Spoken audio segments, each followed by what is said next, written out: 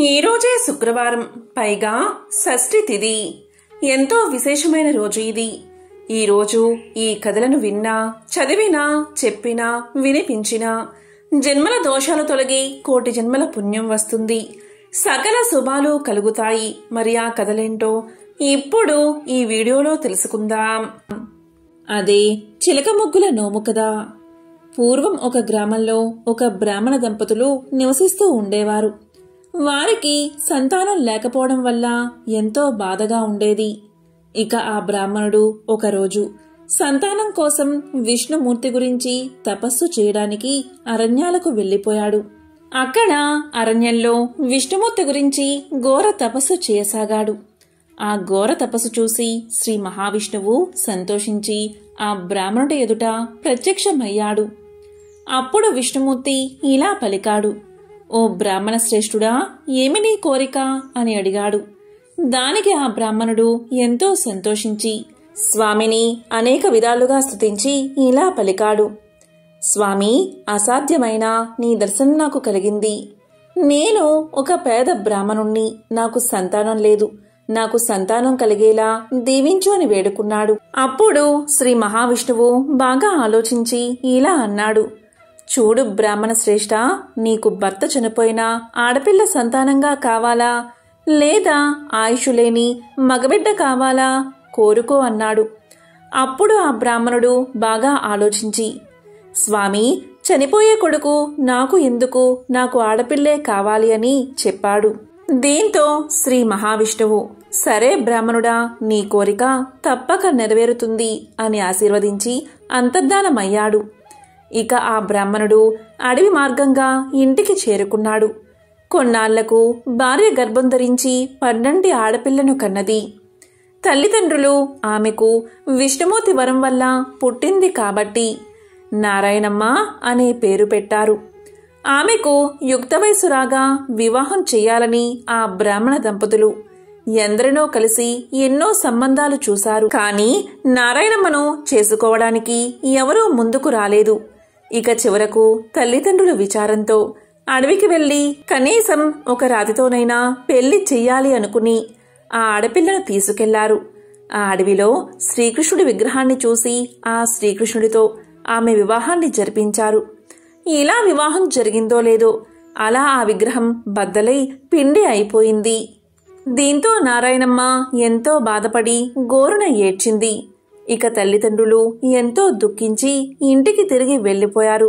కొంతకాలానికి నారాయణమ్మ తన బాధను విష్ణుమూర్తికి చెప్పుకోవడానికి విష్ణుమూర్తి గురించి తపస్సు చేయసాగింది. ఇలా జరుగుతూ ఉండగా కొన్నాళ్లకు నారాయణమ్మ తల్లిదండ్రులు కూతురు గురించి బెంగపెట్టుకుని చనిపోయారు. ఇక నారాయణమ్మ ఇంట్లోనే తపస్సు చేసుకుంటూ ఎవరు వచ్చినా సరే నా దగ్గరకు రాకండి, నన్నేమీ అడగకండి నారాయణ అంటూ ఉండేది. అలా అడుక్కునేవాళ్లు అలా వాకిలి దగ్గరకు వచ్చి ఆ మాటలు విని వెనక్కి వెళ్లిపోయేవారు. అందుచేత ఊళ్ళో అందరూ ఆమెను ఇంట్లో నారాయణమ్మ అని పేరు పెట్టి పిలిచేవారు. అలా తపస్సు చేస్తూ నారాయణమ్మకు ముసలితనం వచ్చింది. ఇలా ఉండగా ఒకరోజు ఆమె తపస్సుకు మెచ్చి శ్రీ మహావిష్ణువు ఆమెను పరీక్షించాలని ఒక కాకి రూపంలో వచ్చి కావుకావుమని అరుస్తూ ఉండగా నారాయణమ్మ ఆ సమయంలో ఇల్లు అలుకుతూ అలుకుగుడ్డతో కాకిని కొట్టింది.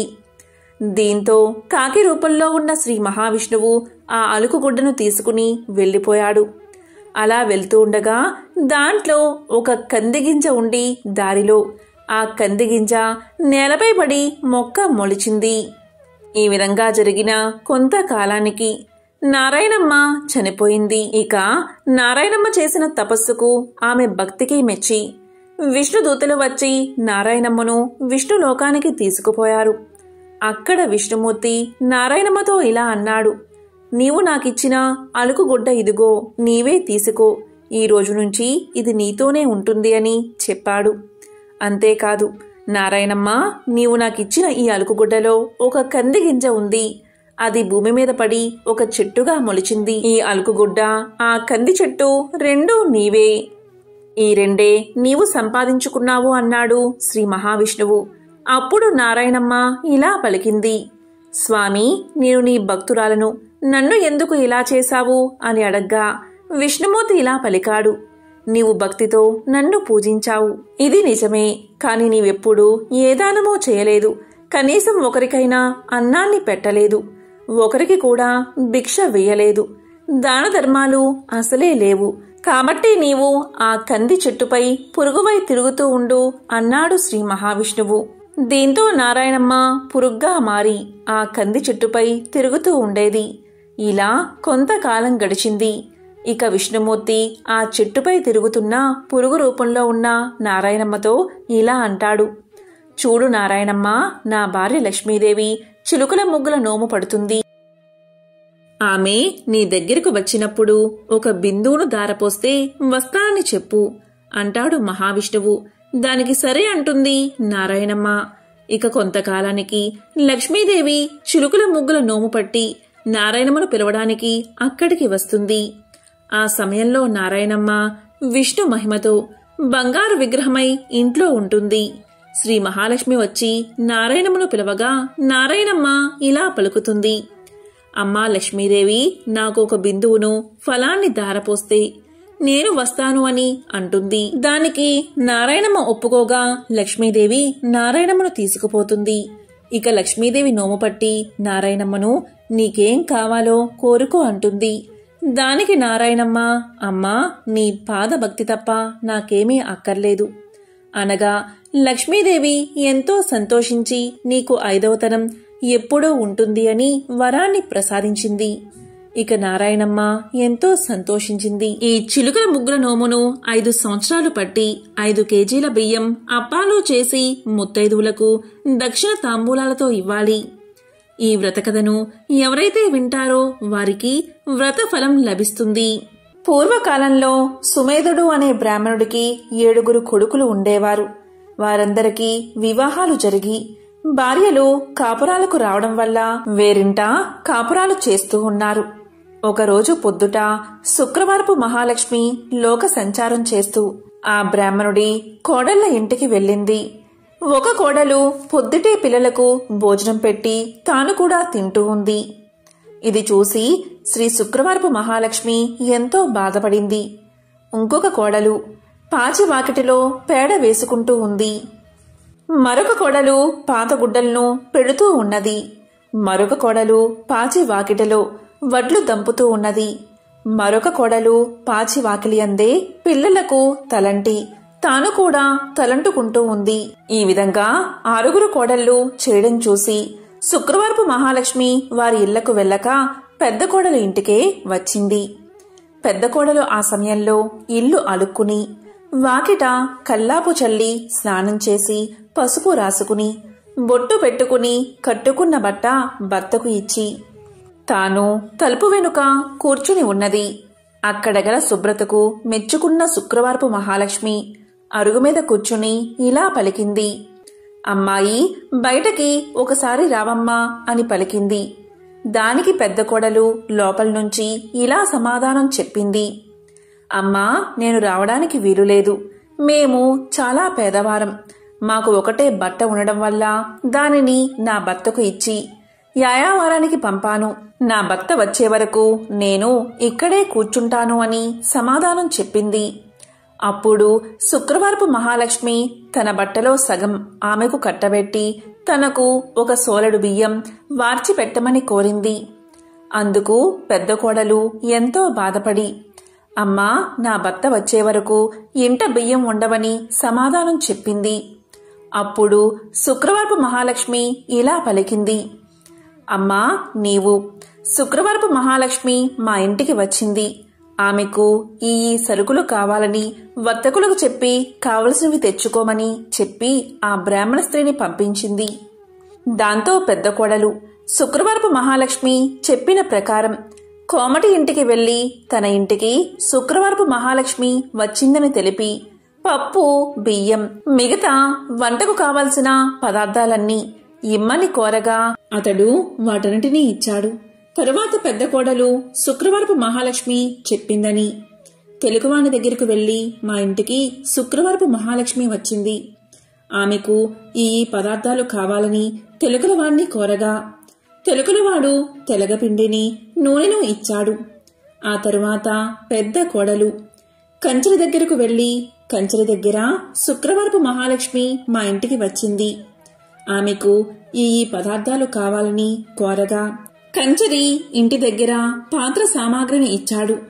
తర్వాత పెద్దగోడలు సాలివాని దగ్గరకు వెళ్లి, మా ఇంటికి శుక్రవారపు మహాలక్ష్మి వచ్చింది, ఆమెకు ఈ పదార్థాలు కావాలని కోరగా సాలివాడు మంచి మంచి బట్టలను పెద్ద కోడలకు అందజేశాడు. దాంతో పెద్ద కోడలు ఇంటికి వెళ్లి 4 పిండి వంటలతో అవకాయ పచ్చలతో శుక్రవారపు మహాలక్ష్మికి వడ్డించింది. అంతలో ఆమె భర్త ఎడమూట పెడమూటలతో సంతోషంగా ఇంటికి వచ్చాడు. ఆ రోజు అతనికి సంతృప్తికరంగా యాయావారం దొరికింది. అతనికి పెద్ద కోడలు భోజనం వడ్డించగా దాన్ని పోంచేసి ఇవి ఎక్కడ్నుంచి వచ్చాయి అని అడిగాడు. ఆమె తమ గృహానికి శుక్రవారపు మహాలక్ష్మి వచ్చిందని తెలియజేసింది. అంతలో శుక్రవారపు మహాలక్ష్మి తానింక వెళ్తాను అని చెప్పగా పెద్ద కోడలు, అమ్మా ఈరోజు రాత్రి భోజనం చేసి వెళ్దూగాని అని కోరింది. దానికి శుక్రవారపు మహాలక్ష్మి అంగీకరించి రాత్రి భోజనమైన తర్వాత నేను వెళ్తాను అని చెప్పగా అప్పుడా బ్రాహ్మణ స్త్రీ, అమ్మా ఇంత చీకట్లో ఎక్కడికి వెళ్తావు, రేపటి ఉదయమే వెళ్దూగానిలే అని పలకగానే దానికి శుక్రవారపు మహాలక్ష్మి సమ్మతించి నిద్రపోయి కొంత రాత్రికి లేచి తనకు కడుపు నొప్పుగా ఉన్నదని తెలియచేసింది. బయటికి వెళ్లి వస్తానని చెప్పగా అందుక బ్రాహ్మణ స్త్రీ చీకటిలో వీధిలోకి వెళ్లవద్దు అని ఓ మూలన కూర్చోమని చెప్పింది. మహాలక్ష్మి అదేవిధంగా 4 మూలలోనూ కూర్చుని తెల్లవారే వేళకు మాయమైపోయింది. ఆ బ్రాహ్మణ స్త్రీ నిద్ర మేల్కోగాని ఇల్లు బాగు చేయడానికి చీపుర్ని చేతబట్టి గది యొక్క 4 మూలలా చూసింది. 4 మూలల్లోనూ 4 బంగారు కుప్పలు ఉండడం చూసి ఆమె ఎంతో ఆనందం చెంది భర్తకు ఆ విషయాన్ని తెలియజేసింది. అప్పుడు భర్త తమ ఇంటికి వచ్చిందని సాక్షాత్తు మహాలక్ష్మీదేవి అని భావించి తమపై ఆమె చూపిన దయను తలుచుకుని ఎంతో సంతోషంతో భార్యతో కలిసి శుక్రవార నోమును నోయించుకుని భాగ్యాలను బడసి భక్తి విడువక సంతోషంగా కాలాన్ని గడిపాడు.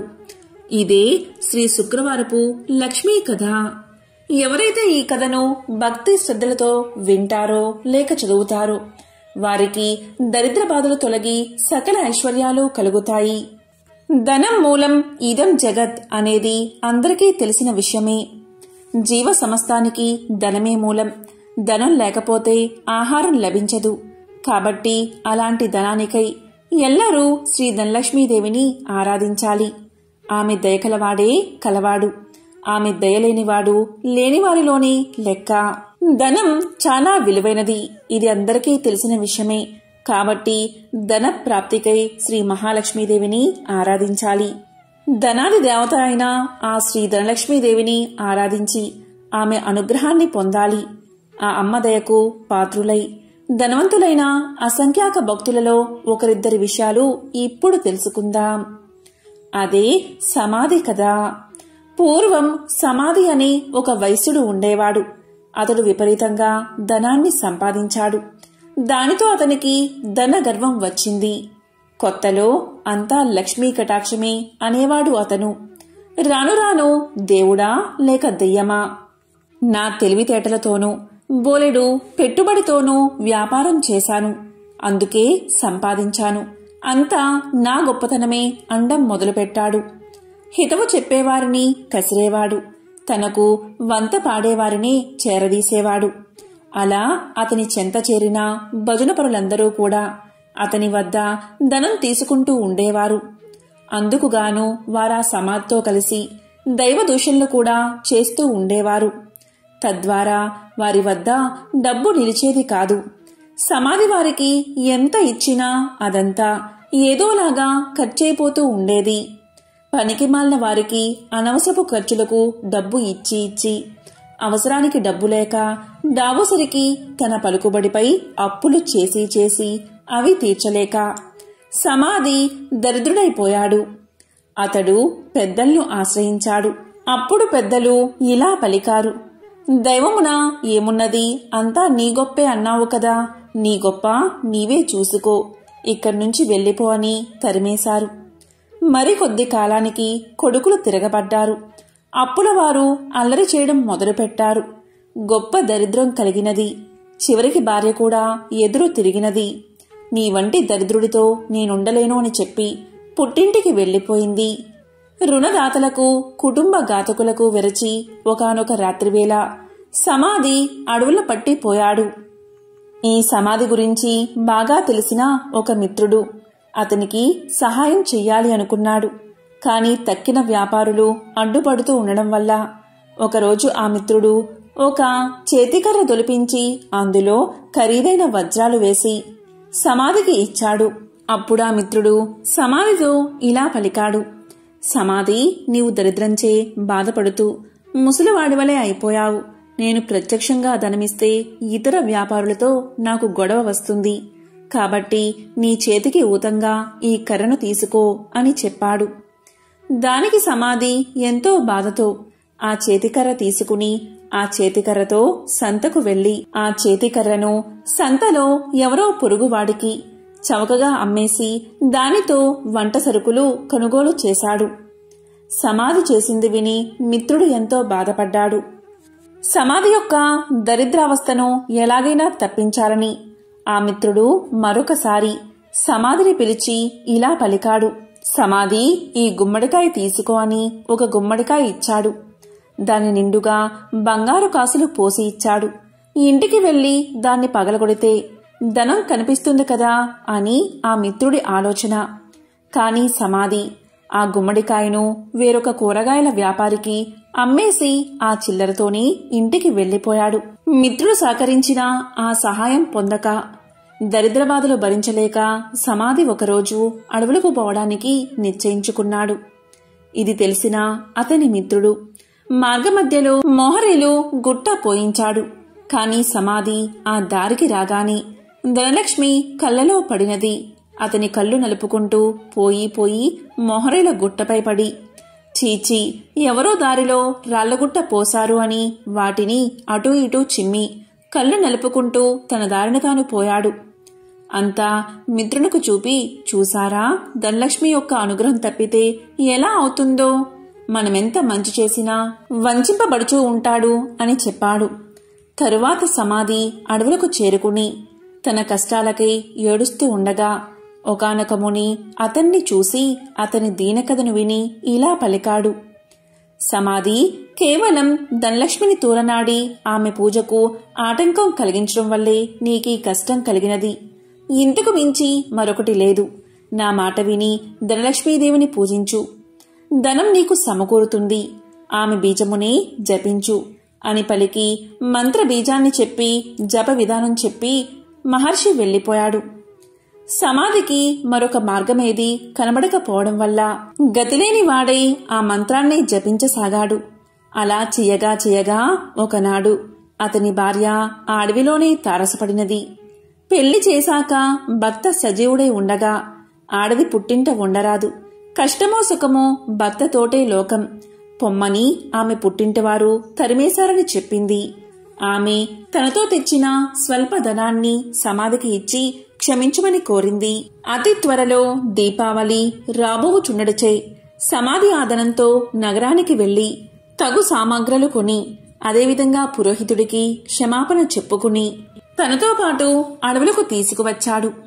దీపావళి రాత్రి యథావిధిగా యథాశక్తిగా ధనలక్ష్మీ పూజను చేసుకున్నాడు సమాధి. దానితో సంతృప్తిగా శాంతించిన ధనలక్ష్మి సమాధిని అనుగ్రహించింది. దాంతో పురోహితుడు ఊరిలోనికి పోయి సమాధి ఉనికిని అతనిలోని మార్పును అందరికీ తెలియచేశాడు. సమాధి మిత్రుడు అలాగే విప్రుడు కూడా దీన్ని సమర్థించారు. అవును, అమ్మవారిని కించపరచడం వల్లే అతనికి ఇటువంటి గతి పట్టింది కాని సమాధి చెడ్డవాడు కాడు అని మరీ మరీ చెప్పగా ఇతర వ్యాపారులు కూడా ఆలోచించి సమాధిని తిరిగి ఊరిలోకి పిలిచారు. మిత్రులు ఇచ్చిన పెట్టుబడితో సమాధి మరలా వ్యాపారాన్ని ప్రారంభించి నిత్యము ధనలక్ష్మీదేవిని పూజిస్తూ ఆ తల్లి అనుగ్రహం వల్ల అతని వ్యాపారం అభివృద్ధి చెందడం వల్ల తిరిగి కోటీశ్వరుడుగా మారి సకల సౌభాగ్యాలతో తులతూగుతూ ఉన్నాడు.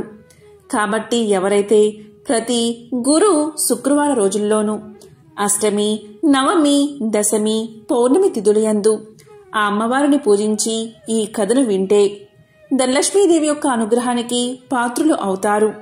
ఈ కథ విన్నా చదివినా సర్వశుభాలు చేకూరతాయి. ఇదే ధనలక్ష్మీదేవి యొక్క కథ. త్రిలోక సంచారి అయిన నారద మునికి ప్రతిదీ తెలుసుకోవాలని ఆతృత ఉంటుంది. ఇది మనందరికీ తెలిసిన విషయమే.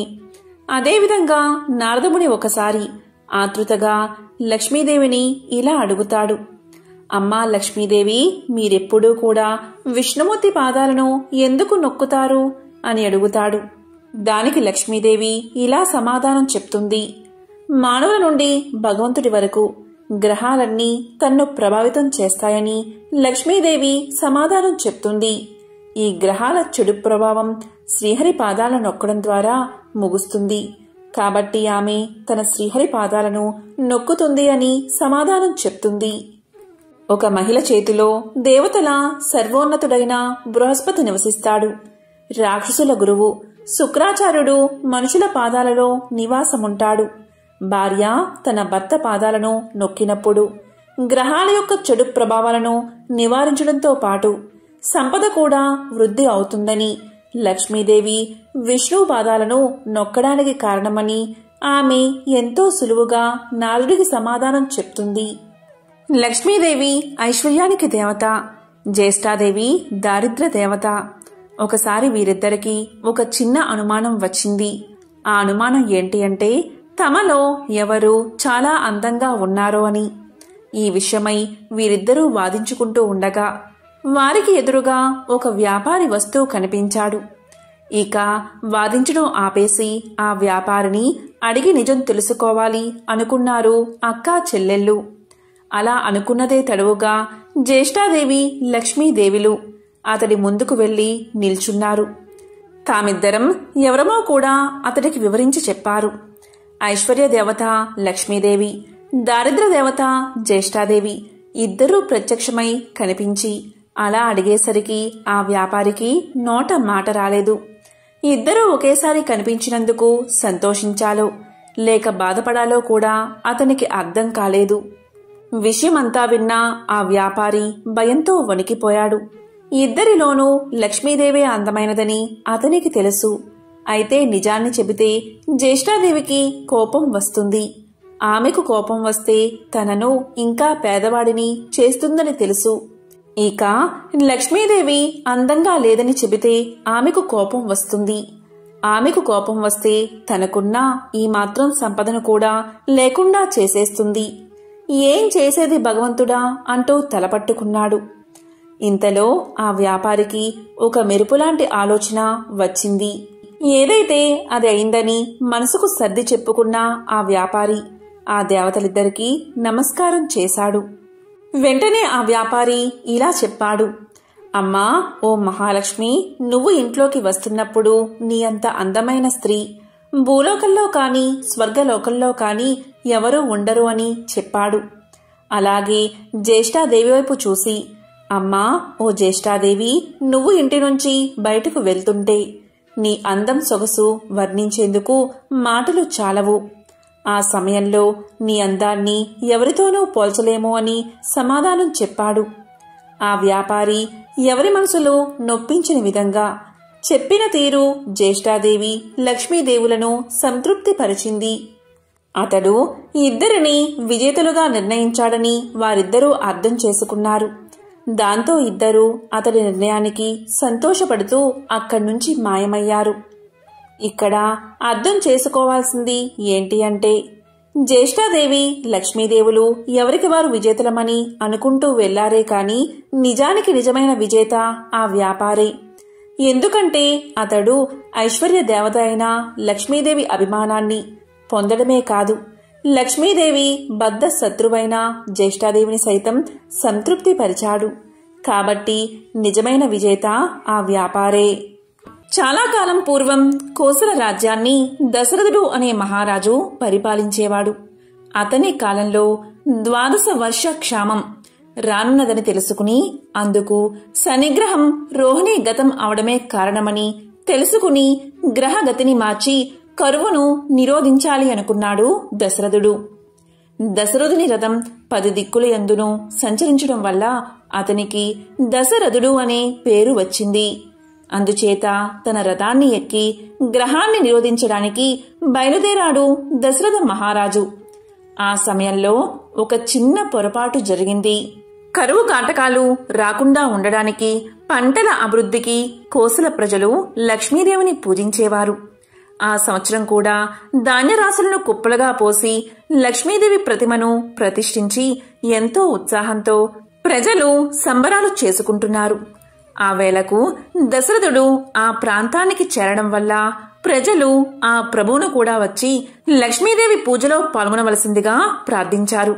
కాని రాచరికపు గర్వంతో ఈ పూజ వలన ప్రయోజనం లేదు, శని గ్రహాన్ని అరికట్టాలి, నేను ఆ పని కోసమే వెళ్తున్నాను, కాని మీ పూజకు వచ్చే వ్యవధి నాకు లేదు అని చెప్పి దశరథుడు రథాన్ని ఎక్కి వెళ్లిపోయాడు. తన రథాన్ని అమ్మవారి పూజా మందిరం మీదుగా తోలించాడు. అందుకు అమ్మవారు కోపగించి తక్షణమే ధాన్య రాశులను అదృశ్యం చేసింది. ప్రజలు గగ్గోలు పడ్డారు. కొట్టాలలో ధాన్యాన్ని దొంగలు కొల్లగొట్టుకుపోయారు. మహావీరుడైన దశరథుడు గ్రహ మార్గానికి చేరి శనిని నిరోధించడానికి ప్రయత్నించాడు. కాని శనిని జయించలేకపోయాడు. దీనుడై శనిని ప్రార్థించాడు. పరమ కరుణా స్వరూపుడు శనీశ్వరుడు వైరాన్ని విస్మరించి వెంటనే దశరథుణ్ణి అనుగ్రహించాడు. వరాన్ని కోరుకోమన్నాడు. దశరథుడు మరింత వినయాంజలి ఘటించి ఇలా పలికాడు: శనిదేవా, నా రాజ్యానికి రాబోయే 12 వర్ష క్షామం రాకుండా కాపాడు అని ప్రార్థించాడు. అందుకు శని సంతసించి ఇలా పలికాడు: రాజా, నీ ప్రజాక్షేమ తత్పరత నాకెంతో ఆనందాన్ని కలిగిస్తుంది. కాని నా ప్రవర్తనాన్ని తప్పించడం అసాధ్యం. నేను రోహిణిని భేదించే తీరాలి. ఓ నరపాల, నేను ఏ స్థానంలో ఉన్నా నా భక్తులను మాత్రం అణువణువున కాపాడుతూనే ఉంటాను. కాబట్టి నీకు క్షేమం కలుగుగాక. నీ రాజ్యంలో నా ఆరాధనలు జరిపించు అని చెప్పాడు శనిదేవుడు. అప్పుడు దశరథుడు తన నిజరాజ్యానికి చేరుకుని శనీశ్వరుడు చెప్పినట్లుగానే శనేశ్వర పూజలను, శనేశ్వర అభిషేకాలు చేశాడు. ప్రజలచే చేయించాడు. కాని కరువు మాయలేదు. అందుకు ఆశ్చర్యపడిన దశరథుడు వంశాచారుడగు వశిష్ఠుడి చెంతకు చేరి కారణం అడిగాడు. అప్పుడు వశిష్ఠుడు దివ్య దృష్టితో జరిగింది తెలుసుకుని ఇలా పలికాడు: దశరథ, పీడాకారుడైన శని నీయందు అనుగ్రహంగానే ఉన్నాడు. కాని సర్వశుభంకరి దయాహృదయమైన లక్ష్మీదేవి మాత్రం నీ పట్ల ఆగ్రహించి ఉంది. ప్రజలు ఆచరించు సస్యలక్ష్మీ పూజను నీవు తిరస్కరించడం వల్లే ఇలా జరిగింది. ఆ సమయంలో నీవు కంగారుగా నీవు అమ్మవారి ఆలయం మీదుగా గగన వీధిన రథాన్ని తోలుకుపోయావు. అందుకు కోపగించిన ఆ అమ్మవారు నీ భూమిలో పంటలు పండకుండా ఉండేలా శపించింది. గ్రహపతి తప్పినా సర్దుకోవచ్చు, కాని దైవానుగ్రహగతి తప్పితే మానవుడు పతనమైపోతాడు కదా. కాబట్టి నీవు తక్షణమే లక్ష్మీదేవిని ఆరాధించు అని ఉపదేశించాడు వశిష్ఠుడు. జరిగిన పొరపాటుకు చిందించాడు దశరథుడు. వెంటనే దశరథుడు ప్రాయశ్చిత్తపూర్వకంగా వశిష్ఠుని పౌరోహిత్యం యందు లక్ష్మీదేవిని యథావిధిగా ఆరాధించాడు. పదే పదే క్షమాపణలు చెప్పుకున్నాడు. బిడ్డ చేసిన తప్పులను తల్లి కలకాలం గుర్తించుకోదు కదా. అందున పశ్చాత్తాపపడే బిడ్డను చేరదీయకుండా ఉంటుందా? దశరథుడు ఆ విధంగా అతని తప్పును తెలుసుకుని తనను ప్రాధేయపడినంతనే లక్ష్మీదేవి దయామతి అయి దశరథుణ్ణి అనుగ్రహించింది. తక్షణమే రాజభటులు దొంగలను పట్టుకున్నారు. ధాన్యాన్ని తిరిగి తెచ్చి కొట్టాల్లో నింపారు. అదృశ్యమైపోయిన కర్షకుల ధాన్యరాశులు కనక ప్రభలతో కళ్ల ముందు ప్రత్యక్షమయ్యాయి. ఆనాటి నుండి అయోధ్య ప్రజలతో పాటుగానే దశరథుడు కూడా లక్ష్మీదేవిని పూజించడం మొదలుపెట్టాడు. పీడా నివారణకు శనిని, సంపద సమృద్ధికి స్వర్ణ లక్ష్మిని ఆరాధించేవారికి కొదువ ఉండదు కదా. ధాన్యలక్ష్మి ఆగ్రహానుగ్రహ ప్రభావాలకు అద్దం పట్టే ఈ కథను చదివినా విన్నా వారు ధాన్యలక్ష్మి అందు లగ్న మానసులై ఆమె కృపకు పాత్రులవుతారు. ఎంతో పవిత్రమైన విశిష్టమైన ఈ కథను విన్నా చదివినా చెప్పినా సకల శుభాలు కలుగుతాయి. శ్రీ మహాలక్ష్మి మహత్యంలోని ఈ చిన్న పవిత్ర కథను వింటే చాలు, లక్ష్మీదేవి సిరుల వర్షం కురిపిస్తుంది. వారి యొక్క సమస్త పాపాలు తొలగి పట్టిందల్లా బంగారమే అవుతుంది. కోటి జన్మల మహాపుణ్యం వస్తుంది. మరి ఆ కథ ఏంటో ఇప్పుడు తెలుసుకుందాం. పూర్వకాలంలో కళింగ దేశంలో వెంకటాచారి అనే కంసాలి ఉండేవాడు. అతను పనిలో ఎంతో నైపుణ్యం చెందినవాడుగా పేరు గడించాడు. వెంకటాచారి భార్య సుమతి ఎంతో దైవ భక్తురాలు. ఆ దంపతులకు 2 ఆడపిల్లలు. వారి పేర్లు శారద, నీరజ. చక్కగా చదువుకుంటూ తల్లికి చేదోడు వాదోడుగా ఉండేవారు. వెంకటాచారి నైపుణ్యం కలవాడే, కాని ఏమాత్రం కల్తీకి పాల్పడకుండా ఎంతో నిజాయితీగా పనిచేసేవాడు. మిగిలిన తోటి కంసాలులు కక్కుర్తిపడి కల్తీ చేసి తక్కువ సొమ్ముకే పనులు ఒప్పుకుని చేసేవారు. దీనివల్ల వెంకటాచారికి ఆదాయం అంత ఎక్కువగా ఉండేది కాదు. ఏదో వచ్చిన సొమ్ముతో కాలం గడుపుకుంటూ వస్తున్నాడు. రోజులు ఇలా గడుస్తున్నాయి. పెద్ద కుమార్తెకు వివాహ వయసు వచ్చింది. నెమ్మదిగా సంబంధాలు వెతకడం మొదలుపెట్టాడు వెంకటాచారి. కాని ఎక్కడా ఏదీ కుదరలేదు. వెంకటాచారి పక్క ఇంట్లో కృష్ణశర్మ అనే పురోహిత కుటుంబం ఉంటుంది. కృష్ణశర్మ భార్య రుక్మిణి, వెంకటాచారి భార్య సుమతి ఎంతో స్నేహితులుగా ఉండేవారు. కృష్ణశర్మ రుక్మిణి దంపతులకు పద్మప్రియ అనే 7 సంవత్సరాల కుమార్తె ఉండేది. ఈ పద్మప్రియ ప్రతిరోజు వారి ఇళ్లలో పూలు కోసుకుని సుమతికి తెచ్చి ఇచ్చేది. అంతేకాదు రోజు 1 గంట కాలం ఆ ఇంట్లోనే గడిపేది. వెంకటాచారి పెద్ద కుమార్తె శారద పెళ్లి ఎంతకు నిశ్చయం కాకపోవడంతో ఆ దంపతులకు ఎంతో బెంగ పట్టుకుంది. ఒకరోజు కృష్ణశర్మ భార్య రుక్మిణి సుమతితో 1 వారం రోజుల పాటు రుక్మిణి కళ్యాణం పారాయణ చేయమని చెప్పింది. ఆ విధంగానే శారద పారాయణం చేయగానే ఆ మరునాడే మంచి వరుడితో వివాహం నిశ్చయమైంది. ఇక వివాహానికి కావలసిన సొమ్ము సేకరించి పెట్టుకోవడం అనే పనిలో నిమగ్నమయ్యాడు వెంకటాచారి.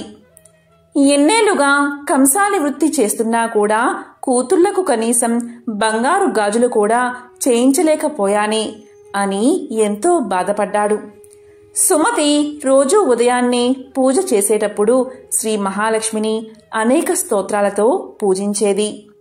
వివాహం దగ్గర పడుతున్నదని దయచేసి వివాహానికి కావలసిన సొమ్ము సమయానికి వచ్చేలా అనుగ్రహించమని మహాలక్ష్మీదేవిని ప్రార్థించేది. రోజులు ఇలా గడుస్తున్నాయి. ఒకనాడు పద్మప్రియ ఎప్పటిలాగే ఉదయం పూజకు పూలు తీసుకుని రాలేదు. ప్రతిరోజు తప్పకుండా వచ్చే పిల్ల ఈ రోజు ఇంకా రాలేదేమిటవ్వా అని సుమతి ఆలోచిస్తూ ఉండగా గుమ్మంలో గజ్జల చప్పుడు అయింది. పద్మప్రియ పూలు తీసుకుని సుమతి చేతిలో పెట్టింది. ఈరోజు పద్మప్రియ ఎప్పటికంటే ఎంతో అందంగా మహా తేజస్సుతో కనిపించింది. సుమతి పద్మప్రియతో ఇలా పలికింది, ఈరోజు నీ పుట్టినరోజా? ఎంతో చక్కగా కనిపిస్తున్నావే అని అడిగింది. దానికి పద్మప్రియ, లేదు అత్తయ్య, రోజులాగే తయారయ్యాను. స్నానం చేయడం ఆలస్యం కావడంతో పూలు తీసుకురావడం ఆలస్యమైంది అని పలికి మళ్ళీ ఇలా అంటుంది, అది సరే కాని అత్తయ్య, మా అమ్మ బంగారు గాజులు నీకు చూపించమని చెప్పింది. కొత్తగా కొనుక్కుందట, నిన్ను చూడమని చెప్పింది అని పద్మప్రియ సుమతి చేతిలోకి గాజులు పెట్టింది. ఆ గాజులు చేతిలోకి తీసుకుని చూస్తూ ఉండగా ఇప్పుడే వస్తాను అత్తయ్య అని చెప్పి పద్మప్రియ చెంగున బయటకు వెళ్ళింది. సుమతి ఆ గాజులను లక్ష్మీదేవి ముందు ఉంచింది. కాసేపైన తర్వాత పద్మప్రియ రాగానే ఇద్దాము అనుకుంది సుమతి. వంటింట్లోకి నైవేద్యం తీసుకురావడానికి వెళ్లి పాయసం పూర్తవగానే తీసుకువచ్చి పూజా గదిలో కూర్చుంది సుమతి. ఎదురుగా 2 జతల బంగారు గాజులు కనబడ్డాయి.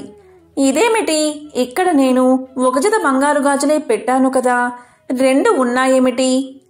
నేను పరధ్యానంలో ఉండి గమనించలేదా? పద్మప్రియ నా చేతికి ఇచ్చింది ఒక జత బంగారు గాజులే కదా, మరి 2 జతలు ఎలా వచ్చాయి అని అనుకుంటూ దేవుడికి నైవేద్యం సమర్పించింది.